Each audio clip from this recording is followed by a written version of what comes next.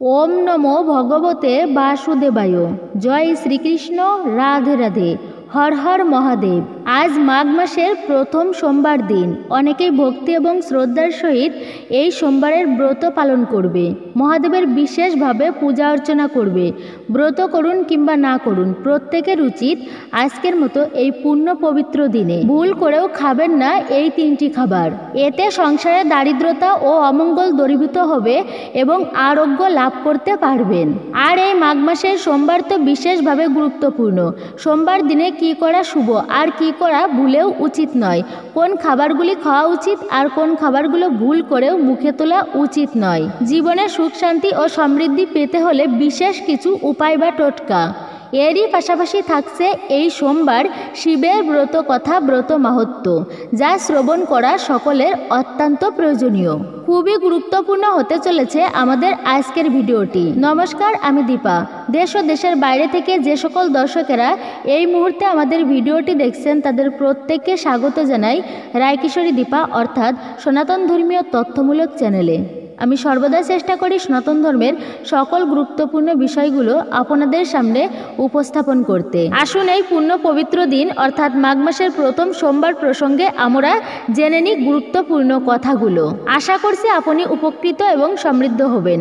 ভালো লেগে থাকলে অবশ্যই একটি লাইক করবেন। কমেন্টে ভক্তি, ভালোবাসা এবং শ্রদ্ধার সহিত জয় শ্রীকৃষ্ণের জয়, জয় শ্রীবিষ্ণুর জয়, হর হর মহাদেব অথবা আপনার গুরুদেবের নামটি একটি বারের জন্য হলেও লিখে জানাবার জন্য অনুরোধ রইল। আর যদি আপনি চ্যানেলে নতুন হয়ে থাকেন তবে চ্যানেলটি সাবস্ক্রাইব করবেন, পাশে থাকার নোটিফিকেশন বেল বাটনটি অন করে দিবেন। তাহলে চলুন শুরু করি আজকের ভিডিওটি। দেবাদিদেব মহাদেবের সবচেয়ে প্রিয় দিন হচ্ছে এই সোমবার, তারপর আবার হচ্ছে এই মাঘ মাসের সোমবার। তো আসুন আমরা এই মাঘ মাস সম্পর্কে একটু জেনে নিই। কিংবদন্তি অনুসারে গৌতম ঋষি মাঘ মাসে ইন্দ্রদেবকে অভিশাপ দিয়েছিলেন। প্রায়শ্চিত্ত করতে ইন্দ্রদেব এই মাসে গঙ্গায় স্নান করেছিলেন। এরপর ইন্দ্রদেব অভিশাপ থেকে মুক্তি পান। মাঘ মাসে স্নানের বিশেষ তাৎপর্য রয়েছে শাস্ত্রে। বিশ্বাস করা হয় যে এই মাসে যে ব্যক্তি গঙ্গা নদীতে স্নান করেন তার বর্তমান ও পূর্বজন্মের পাপও ধুয়ে যায়। ক্যালেন্ডারে মাঘ মাসকে দশম মাস হিসেবে চিহ্নিত করা হয়েছে। এই মাসটির সঙ্গে ভগবান শ্রীকৃষ্ণের মাধব স্বরূপের সম্পর্ক রয়েছে। মনে করা হয় এই মাসের নাম মাঘ ছিল, পরবর্তীকালে এটি মাঘ নামে পরিচিতি লাভ করেছে। মাধব অর্থাৎ শ্রীকৃষ্ণের সঙ্গে সম্পর্কযুক্ত হয় এই মাসে কৃষ্ণ পুজোর বিশেষ মাহাত্ম্য রয়েছে। শাস্ত্রমতে এই মাসে গোপালের পুজো করলে গ্রহদোষ দূর হয়। এরই পাশাপাশি শ্রীকৃষ্ণের আশীর্বাদে ব্যক্তি ধন ও বৈভবের আশীর্বাদ লাভ করে থাকেন। যেহেতু সনাতন হিন্দু ধর্মে প্রত্যেকটি মাসের এক একটা বিশেষ গুরুত্ব এবং মাহাত্ম্য রয়েছে। এই পবিত্রতম মাসটি নিয়ম অনুসারে দেবতাদের পূজা করার জন্য। এই মাসে পূর্ণ নিষ্ঠা ও বিশ্বাসের সঙ্গে ব্রত পালন করলে তা অবশ্যই সফল হয়। পিতৃপুরুষদের উদ্দেশ্যে তর্পণ করলে তাদের বিশেষ আশীর্বাদ ও কৃপা লাভ করতে পারবেন। নারদ পুরাণে উল্লেখ আছে যে মাঘ মাসে ব্রহ্ম মুহূর্তে স্নান করলে অনন্ত ফল পাওয়া যায়। এই মাসে যজ্ঞেরও বিশেষ গুরুত্ব রয়েছে। যখন মাঘ মকর গতি রবি হয়, তীর্থপতি আসে সবাই। এর সহজ অর্থ হলো মাঘ মাসে যখন সূর্য মকর রাশিতে প্রবেশ করে তখন সবাই তীর্থভূমির রাজা প্রয়াগের পবিত্র সঙ্গমে আসে। এখানে দেবতা, অসুর, নপুংসক ও মানুষ এসে ত্রিবেণীতে স্নান করেছেন। এমন অবস্থায় এই মাসে গঙ্গা স্নান করাও অত্যন্তই মাহাত্ম্যপূর্ণ। সকালে স্নান করে সূর্যদেবের মন্ত্র জপ করলে অবশ্যই সূর্যকে অর্ঘ্য বলে গণ্য করা হয়। এই মাসে সূর্যের আরাধনা করা হলে সকল ঝামেলা থেকে মুক্তি পাওয়া যায়। এই মাসে ভগবান বিষ্ণুর পূজা ছাড়াও শিবের পূজারও অপরিসীম গুরুত্ব রয়েছে এই মাঘ মাসে। সব ধরনের রোগ থেকে মুক্তি পেতে মাঘ মাসে প্রতিদিন জলে কয়েক ফোঁটা গঙ্গা জল মিশিয়ে শিবলিঙ্গে নিবেদন করতে হবে। এই ছাড়া মনস্কামনা পূরণের জন্য এই মাসে রুদ্রা অভিষেক করা উপকারী। এই মাঘ মাসে দান করা খুবই গুরুত্বপূর্ণ। এইভাবে নিজের সামর্থ্য অনুযায়ী মূল্য দিতে হবে। সেই ক্ষেত্রে এই মাসে অবশ্যই তিল, গুড় ও কম্বল দান করার বিশেষ গুরুত্ব রয়েছে। খাদ্য এবং প্রতিটি প্রয়োজনীয় সম্পর্কিত জিনিস দান করা শুভ ফলদায়ক। এই মাঘ মাসে অবশ্যই পবিত্র নদীতে স্নান করা এবং দান ধ্যান করা খুবই গুরুত্বপূর্ণ। এই মাসে প্রয়াগরাজের তীরে কল্পবাস প্রথার চালু আছে। যারা কল্পবাস করেন তাদের দেহ ও মন সব শুদ্ধ হয়ে যায় এবং মোক্ষ লাভ হয়। সঙ্গে গঙ্গা বা কোনো নদীতে স্নান করাও খুব শুভ বলে মানা হয়েছে। এই পবিত্রতম মাসে সকালে দেরি পর্যন্ত ঘুমানো স্বাস্থ্যের জন্য ভালো নয়। মাঘ মাসে গুড় ও তিল খাওয়া খুবই ভালো। মনে করা হয় তিল ও গুড় খেলে ভগবান কৃষ্ণের কৃপা লাভ হয়। সংক্ষেপে এই ছিল পবিত্রতম মাঘ মাসের গুরুত্ব এবং মাহাত্ম্য। উপাসক হয় 4 ধরনের: শৈব, শাক্ত, গাণপত্য এবং বৈষ্ণব। যারা প্রভু শিবের উপাসনা করেন তারাই শৈব। সমস্ত দেবতাদের ঊর্ধ্বে যার স্থান তিনিই হচ্ছেন মহাদেব, স্বয়ং প্রভু শিব। তো এই মাঘ মাসে তো বিশেষ একটা গুরুত্ব রয়েছে শাস্ত্রে। তার মধ্যে আবার সোমবার। এই সোমবারে শিবের পূজা করলে আমাদের কী ফল লাভ হয়? শিব হচ্ছে আশুতোষ, যিনি অল্পতেই সন্তুষ্ট। কেবলমাত্র বিল্বপত্র, কাঁচা দুধ, জল এই সামান্য উপকরণ দিয়েই তার সেবা ভক্তির মাধ্যমে পূজা অর্চনা করলে এতে মহাদেব অতীব প্রসন্ন হন সেই ব্যক্তির প্রতি এবং তার ভক্তদের সমস্ত জাগতিক দুঃখ কষ্টকে হরণ করে নেন তার পূজা অর্চনা করার মাধ্যমে। যারা বিষ্ণুর উপাসক তারা হচ্ছে বৈষ্ণব। তবে অনেক বৈষ্ণবেরা আছেন যারা প্রভু শিবের উপাসনা করেন না, তবে অনেকে আছেন করেন। কেন? মহাদেব শুধুমাত্র দেবতাদের ঊর্ধ্বে নয়। বৈষ্ণবানাম যথা শম্ভু। এই শম্ভু মানে হচ্ছে যে ভগবান বিষ্ণুর থেকে আসা সবার উচ্চতর স্থানে যিনি, না জীব না শিব না ভগবান, যার মধ্যবর্তী অবস্থান স্বয়ম্ভু। স্বয়ং প্রভু শিব সব সময় ভগবানের ধ্যানে লীন হয়ে থাকেন।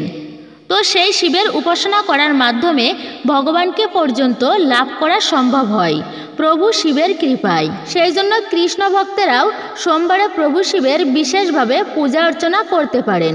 বলা হয়েছে তার পূজা করলে কি হয়? যদি আপনার ইহজগতে সম্পদ লাভ করার বাসনা থাকে, যেমন রাজা রাবণ ত্রিভুবনে বিখ্যাত হয়েছিলেন।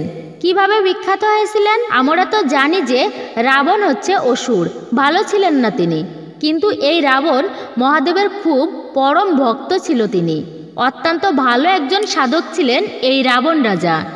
রাবণের মতো এত ভালো সাধক জগতে দ্বিতীয় বিদ্যমান খুবই কম।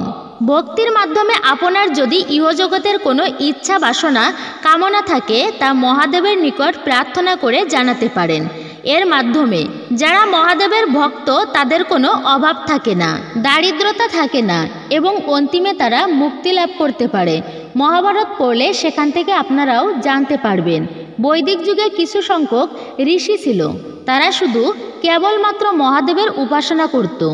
সাধারণত মুনি ঋষিরা পরম ব্রহ্মের ধ্যান করে, ভগবান শ্রীহরি বিষ্ণুর ধ্যান করে। কিন্তু কিছু কিছু ঋষি শাস্ত্রে পাওয়া যায় যারা কেবলমাত্র স্বয়ম্ভুর ধ্যান করত, মানে শিবের, যিনি সর্বদা ব্রহ্মের ধ্যানে লীন হয়ে থাকতেন। মহাভারতে পাওয়া যায় কিছু কিছু ঋষিরাও পর্যন্ত শিবের ধ্যান করত। এই জন্য কিছু কিছু দিন অত্যন্তই গুরুত্বপূর্ণ।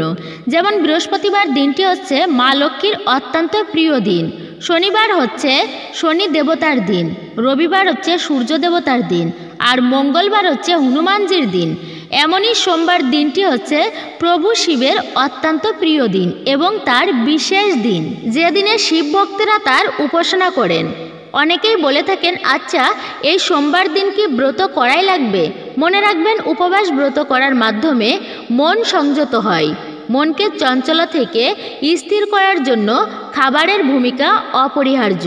সেই জন্য এই সোমবারে আপনাদের ব্রত করা অবশ্যই উচিত।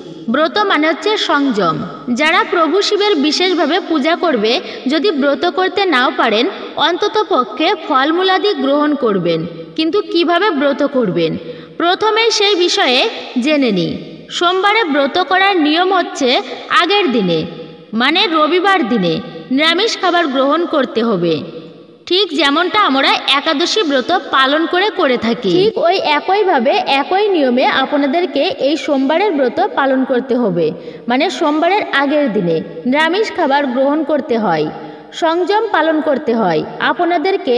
এবং সোমবার দিনটিতে খুব ভোরে ভোরে অর্থাৎ ব্রহ্ম মুহূর্তে ঘুম থেকে উঠতে হবে। কেননা শুভতম দিনে কখনোই দেরি করে ঘুমাতে নেই। সূর্য উদয় হওয়ার পূর্বে শয্যা ত্যাগ করে স্নান করা উচিত। আপনাদের প্রত্যেককে। এই জন্য খুব ভোরে ভোরে ঘুম থেকে উঠে তারা বিশেষ করে স্নান করে শুদ্ধ বস্ত্র পরিধান করে শ্বেত বা সাদা বস্ত্র পরে তারপরেই মহাদেবের পুজো করবেন এবং এইভাবেই সারাটি দিন ভক্তি মনে পার করবেন। যদি আপনার খুব বেশি সাংসারিক কাজও থেকে থাকে তবে এই মাঘ মাসের পবিত্র এবং শুভতম দিনে একটুকু কাজ কম করুন। মহাদেবের পুজো অর্চনার বেশিরভাগ সময়টা অতিবাহিত করা উচিত প্রত্যেকের। পুজোর সময় কিন্তু বিল্লপত্র অর্থাৎ বেলপাতা, কাঁচা দুধ, এরই সাথে অপরাজিতা বা নীলকণ্ঠ ফুল, এই উপকরণগুলো কিন্তু অবশ্যই লাগবে। তবে আপনি যদি অনেক কিছু জোগাড় করতেও না পারলেও অন্তত পক্ষে বেলপাতা, কাঁচা দুধ, নীলকণ্ঠ ফুল এইগুলো অবশ্যই জোগাড় করা উচিত। ভোলানাথের পূজার জন্য যেমন ভগবানের পূজা করতে গেলে তুলসী পাতা অপরিহার্য। তুলসী পাতা ছাড়া ভগবানের পূজা অর্চনা সম্পূর্ণ হয় না। তেমনি মহাদেবের প্রিয় হচ্ছে এই বিল্লপত্র, যা তার পুজোতে বিশেষভাবে অপরিহার্য। আপনি খুব ভোরে ভোরে ঘুম থেকে উঠে মঙ্গল আরতি করে তারপরে সূর্যাস্তের পর যখন মহাদেবের পুজো সম্পূর্ণ করবেন, তারপর অনুকল্প প্রসাদ মানে ফলমূলাদি গ্রহণ করতে পারেন। আর একাদশী ব্রতের মতোই সোমবারের পরের দিনে ব্রত ভঙ্গ করতে হয়। তবে যদি আপনারা পরের দিন অবধি ব্রত না রাখতে পারেন তবে আজকের মতো পবিত্র দিনে অর্থাৎ সোমবার দিনেই মহাদেবের পুজো করে তারপরেই অন্ন সবজি প্রসাদ গ্রহণ করতে পারেন। এইভাবে করে সোমবার ব্রত করতে হয়। আর যদি পারেন তবে সোমবার সারাদিন ফলমূলাদি এবং নিরামিষ করে সবজি রন্ধন করে তা খেয়ে আপনি ব্রত রেখে পরের দিন অন্ন গ্রহণ করে ব্রত ভঙ্গ করতে পারেন। তবে একটি বিষয়ে সতর্ক থাকবেন, ব্রত পালন করে যেন কেটে না যায় অর্থাৎ রক্তক্ষরণ না হয়। মিথ্যা কথা বলা, অপশব্দ প্রয়োগ করা একদমই উচিত নয়। কূটবাক্য, পরনিন্দা, পরচর্চা, সমালোচনা করা একদমই উচিত নয়। এতে আপনি যতই ঠাকুর পুজো করুন না কেন বা যতই ব্রত করুন না কেন সেই ব্রতের ফল ততটা আপনি লাভ করতে পারবেন না বা সেই ব্রতের ফল ততটা লাভ হয় না।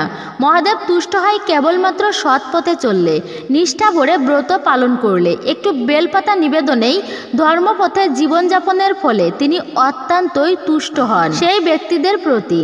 বিশেষ করে সোমবার দিনে প্রদীপ প্রজ্বলন করুন। এই প্রদীপ দানের যে কত মহিমা শাস্ত্রে অনেকেই তা জানেন।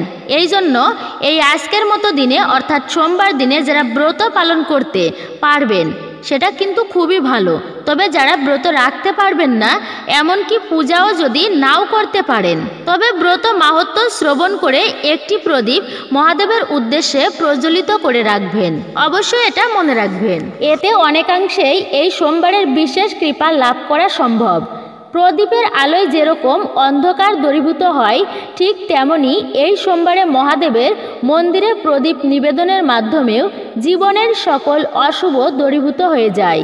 এবং বলা হয়েছে এই সোমবারে যারা জন্মগ্রহণ করে অর্থাৎ সোমবার দিনে যারা জন্মগ্রহণ করে তাদের জন্য বলা হয়েছে স্বাভাবিকভাবে এদের জীবনে চন্দ্রের সুদৃষ্টি এবং প্রভু শিবের সুদৃষ্টি থাকে এবং সাধারণত এরা খুবই সরল মনোভাবনীয় হয় এবং এই সমস্ত ব্যক্তিরা মহাদেবের বিশেষ কৃপায় ধনশালী হয়ে থাকে।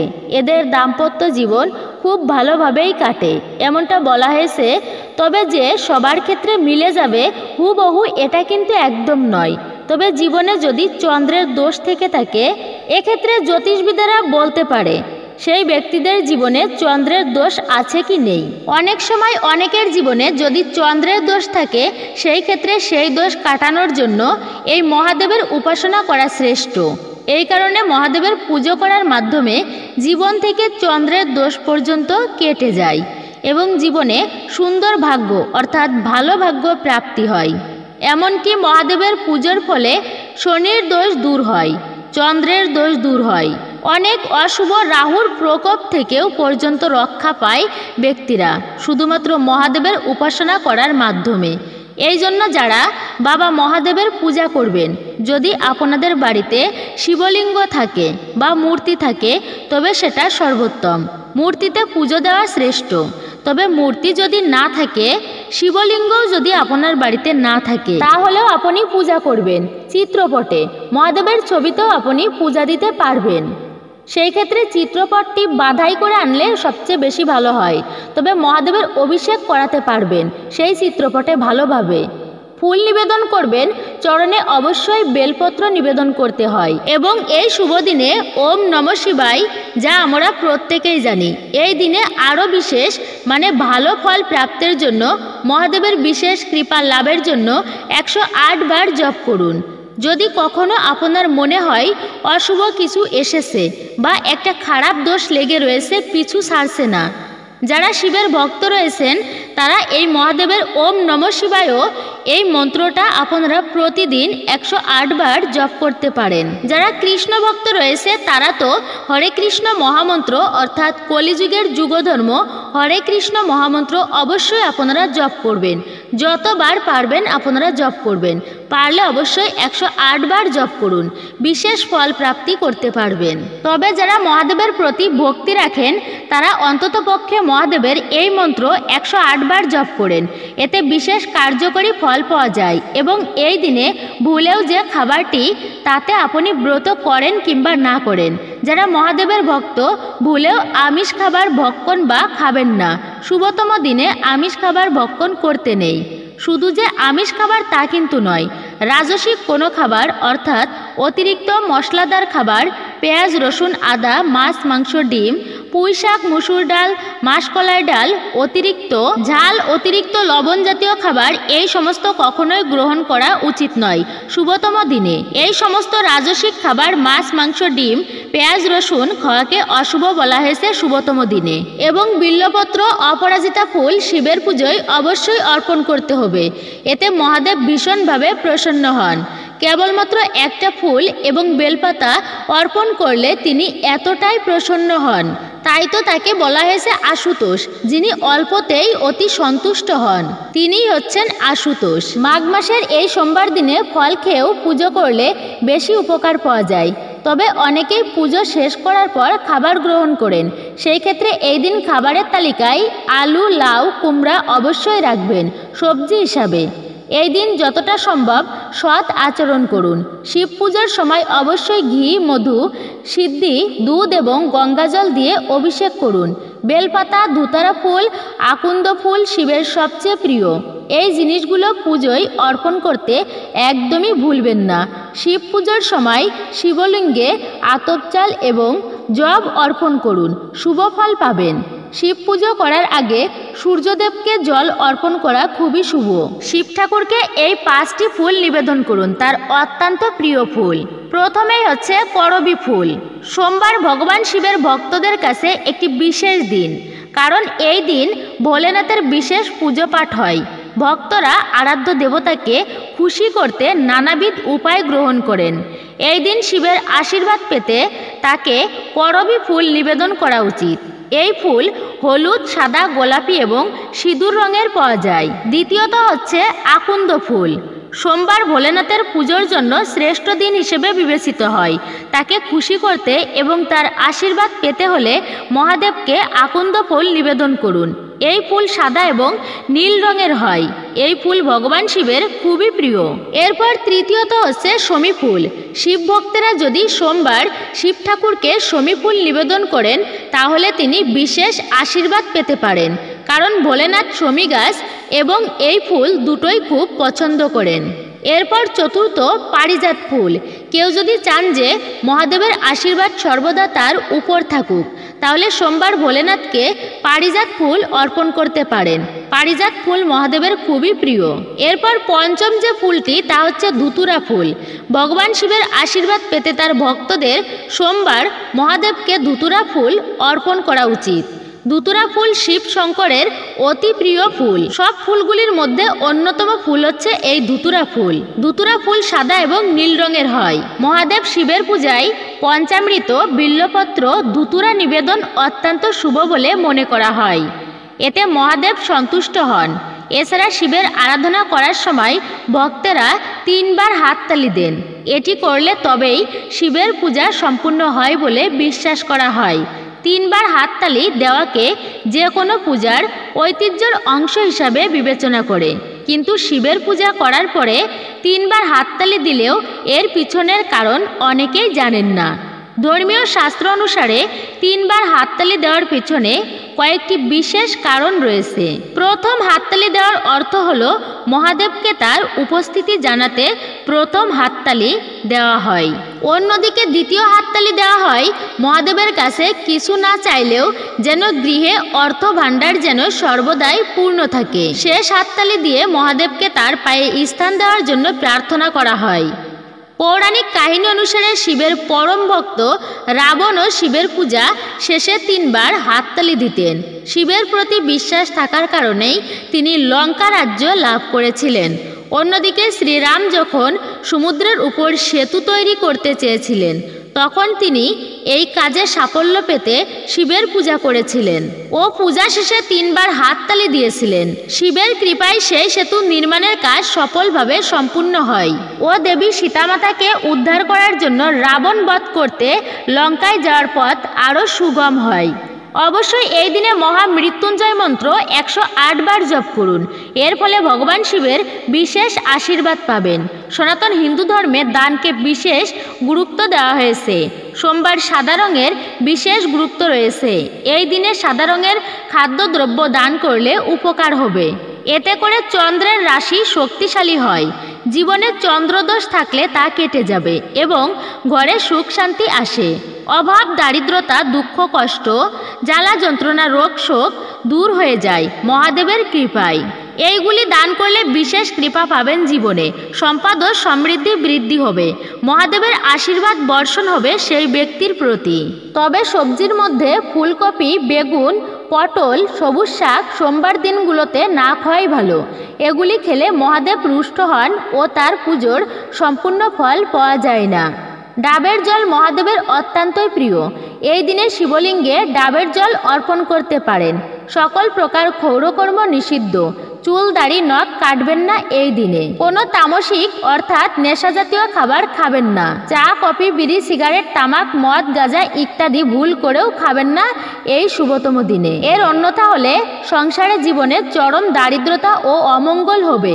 রোগ ব্যাধি পিছুই ছাড়বে না। তাও অবশ্যই জানলেন কোন কোন খাবারগুলি এই মাঘ মাসের সোমবারে ভুল করেও খাওয়া উচিত নয় এবং কোন কার্যগুলো করা শুভ আর কোনগুলি করা একদমই উচিত নয় এই সোমবার দিনে। এবার আসুন আমরা জেনে নিই এই সোমবারে যারা ব্রত পালন করবে তারা কি ফল লাভ করতে পারবে। সকলকেই বলছি আর কিছুক্ষণ সময় ধৈর্য ধরে এখন ভালো করে এই মহাদেবের সোমবারের ব্রত কথা শ্রবণ করি মনোযোগ সহকারে। শ্রবণম মঙ্গলম। শ্রবণের মাধ্যমেই প্রকৃত মঙ্গল সাধিত হয়, এটা অবশ্যই আপনারা জানেন। যা শ্রবণ করলেও এই ব্রতের মাহাত্ম্য কথা অনেকাংশে মহাদেবের কৃপা লাভ করা সম্ভব। সনাতন হিন্দু ধর্মে নববিধা ভক্তির মধ্যে প্রথমত হচ্ছে শ্রবণ করা। শ্রবণ করার মাধ্যমেও ধীরে ধীরে সেই বিষয়ের প্রতি ভক্তির উদয় হয়। তা অবশ্যই আমরা এখন শ্রবণ করছি এই সোমবারের মহাদেবের ব্রত কথা, ব্রত মাহাত্ম্য। প্রাচীনকালে এক নগরে এক মহাজনের বাস ছিল। তার কাছে অঢেল ধন সম্পত্তি ছিল, কিন্তু ওই মহাজন নিঃসন্তান হওয়ার কারণে দুঃখী থাকত। প্রতি সোমবার উপবাস রেখে শিব পার্বতীর পূজা করত ওই মহাজন। পার্বতী তার ভক্তিতে প্রসন্ন হয়ে শিবের কাছে ওই মহাজনের মনস্কামনা পূর্ণ করার আবেদন জানান। শিব জানান, হে পার্বতী, এটি মহাজনের ভাগ্যে লেখা রয়েছে। কিন্তু পার্বতী শিবের এই কথা স্বীকার করতে চান না এবং মহাজনের ভক্তির সম্মান রাখার আবেদন জানাতে থাকেন। শিব মহাজনকে পুত্রলাভের আশীর্বাদ দেন, কিন্তু তার পুত্রকে শুধুমাত্র 12 বছরের আয়ু দেন শিব। এই কথা শুনে মহাজন না তো আনন্দিত হয় না দুঃখ পায়, কিন্তু সে শিবের পুজো বন্ধ করে না। নিয়মিত সোমবারের উপবাস রাখত ও ব্রত কথা শুনত। শিবের আশীর্বাদে মহাজনের ঘরে পুত্র সন্তান জন্মগ্রহণ করে। ছেলে 11 বছরের হয়ে গেলে মহাজন তাকে কাশীতে শিক্ষা গ্রহণের জন্য পাঠান। তার মামার সঙ্গে কাশীর উদ্দেশ্যে রওনা দেন মহাজনের ছেলে। মহাজন নিজের ছেলেকে ধন দিয়ে বলেন, পথে তুমি যজ্ঞ করো। যেখানেই মন্দির দেখবে সেখানেই যজ্ঞ করাবে, সেখানে ব্রাহ্মণদের ভোজন করাবে এবং দক্ষিণা দিয়ে অগ্রসর হবে। দুই মামা ভাগ্নে এইভাবে যজ্ঞ করাতেন এবং ব্রাহ্মণদের দান দক্ষিণা দিয়ে কাশীর দিকে অগ্রসর হতে থাকেন। পথে এক নগর আসে।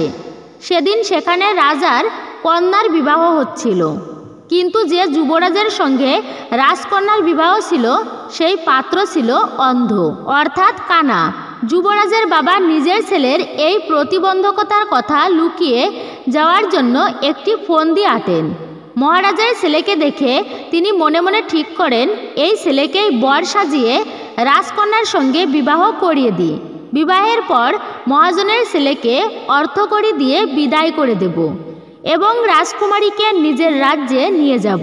এরপর মহাজনের ছেলেকে পাত্রের বস্ত্র পরিয়ে বিয়ের আসনে বসিয়ে দেওয়া হয়।